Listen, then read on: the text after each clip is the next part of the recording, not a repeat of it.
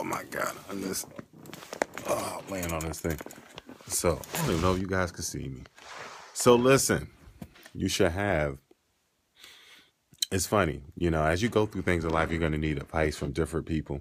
So one of the things I tell people you should have is like on one of those whatever friends. What do I mean by whatever friends? You need to have a light is better. Maybe this light is better. So no, let me turn you. Turn. Oops. No, better. What can I get the? Oh, here's good light. All right. So you need to have either a friend or of a certain situation, somebody you could be totally honest. Now, let's be honest. We people love to walk around this world like, I don't care. I live life by my own rules. You're full of shit. I don't care if no one likes me, take me who I am. You're full of shit. Why? Because when it comes to, for instance, whether it's a business or whether it's just out in the world or just being friends, two things I've noticed. You could say, on a business perspective, oh, I'm going to do whatever I want. But check this out. If you don't have some type of audience, even if your audience is people who don't give a shit, you're going to go out of business. So to a certain extent, you can never say, well, I'm just going to be me and I don't care. No, if you're a certain way and nobody purchases your products and nobody looks at your site, you're going to be out of business. So to a certain extent, we all care. Even Donald Trump cares about what people think because he appeals to people who are like him, who don't give a shit. So all of us have an audience. Even when it comes to friends, take me how I am or whatever, people always say that's true. That's true to a certain extent. But you can't walk around in this world doing whatever the hell you want because you're going to learn in life you're not going to have any friends. So you may not care as much as other people. You may not put yourself in the category of people pleaser. But no one says, I don't care, 0%. You need to have friends. And unfortunately, in this world, you have to think about what you say, how you put yourself out there, which is why I tell people you need your whatever friends. There are going to be times in life where you're going to have questions about things. You're going to be in situations that you're going to need somebody who's going to help you, who's concerned about you, who isn't going to look at you and say, you know what? I'm going to judge you. That's wrong. In the first place, you suck, and walk away. You need somebody who say, you know what, I understand why you did that. I'm not supporting what you did. I'm not saying it's right, but let's work through this together. They aren't going to judge you. They aren't going to look at an action or a thought you have and just say to you, you know what, you're a bad person. That's the thing about judgment. It's okay to look at someone and say, the action is bad, but just because the action is bad doesn't mean the person is bad. And I mean that. I mean it. It could be any action. I'll be honest. I'm not even going to go into detail about that because I don't want to, start some controversy. But there are plenty of actions that people do, or plenty of thoughts that people have that are bad, but doesn't mean the person themselves is bad. That a person could do certain things simply because they're hurt, or they're lonely, or they're angry, or they're scared. So a true friend, whatever friend, or whatever you want to call that friend, a free range friend, whatever friend, a true friend would learn to separate that action from a person and still value you as a person, as a friend. That's the difference. You need some of those.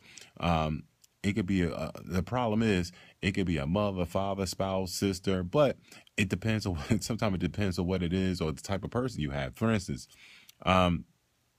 you wouldn't, of course, go to your, you wouldn't, of course, go to your sister if your problem is your sister, or you wouldn't go to your sister if you have a problem with another sibling because that's like a conflict of interest, and you're not going to get help with the situation because that sibling may break apart with you just by the fact that you have a problem with that other sibling. Or if you have a problem with your marriage, you're not going to go, of course, you'll go to your spouse, but you need somebody else on the outside who doesn't have a self-interest. Also, you got to keep that in mind. You're not going to go to your boss with certain problems because that could affect your employment. You're not going to go to someone of the opposite sex who's probably attracted to you about problems with your marriage because they have a self-interest in there. So it has to be somebody, who doesn't have a financial or other type of interest in you. So have a whatever friend. To summarize, what do I mean by whatever friend? Someone you could be totally honest without them trying to judge you as a person, combining you with the action. That's number one. Someone who isn't going to betray your trust. Someone who isn't going to, give you advice and put it on Facebook and tell other people. That's number two. Number three, it has to be someone who doesn't have a interest in the problem that you have or in you yourself. For instance, like I said about the employee, you're not going to talk about all your business with your employee because there's a self-interest. You know, people don't. Your employee may not understand that you could separate your problems from work, but as soon as something happens with work, guess what your employer is going to do?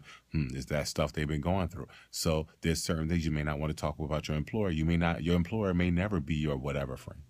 You know, so it hasn't hit those three things. So go out. I'm not saying go out there and get it, whatever friend. And you, it's not something people interview. It just so happened to be you hit it off with somebody.